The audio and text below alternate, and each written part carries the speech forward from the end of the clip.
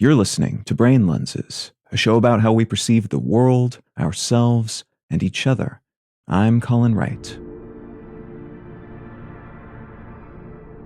In the modern business world, algorithmic management refers to practices and principles that use complex software to make decisions that humans would have previously been required to make. This might mean using a digital tool to determine whether to buy a particular stock, or to pick up a high-demand concert ticket at a given price, using historical data and mathematical formulae to compute the likelihood of making one's money back on the stock or ticket resale market. But it can also refer to the systems used to divvy out rides to individual rideshare drivers. And in fact, that's where the term originates. It was coined in a 2015 paper that looked into how this approach to management impacts the humans who are guided by these algorithms. Complex versions of these tools crunch all sorts of variables and parameters to determine the optimal distribution of responsibilities to a huge number of human workers. And these systems take into account distance from driver to customer, the vehicle they're driving, their reviews and rankings, time of day, local regulations, and how likely a driver is to be tempted by a given potential payout,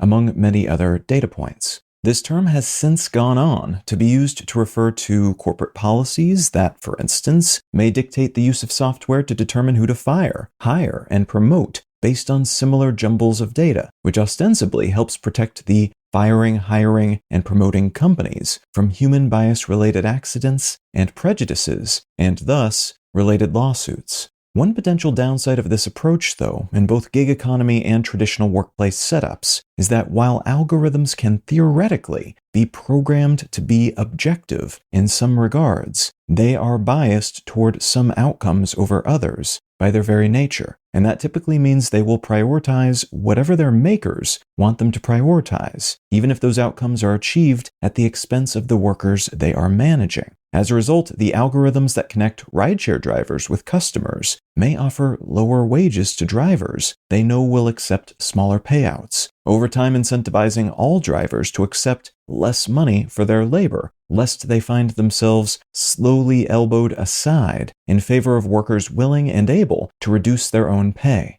Similarly, such systems might recommend firing waves of employees in order to optimize profits, even if doing so would harm the company's reputation and the morale of the workers who survive the cull. This in turn might even hinder said company's ability to hire talent in the future. But if these variables are not accounted for or prioritized appropriately, in terms the software can understand and incorporate into its math, these considerations won't be legible to the decision-making components of these systems, which can lead to a slew of negative outcomes, even if the goals that were programmed into the algorithm, maximizing profits, were ultimately attained.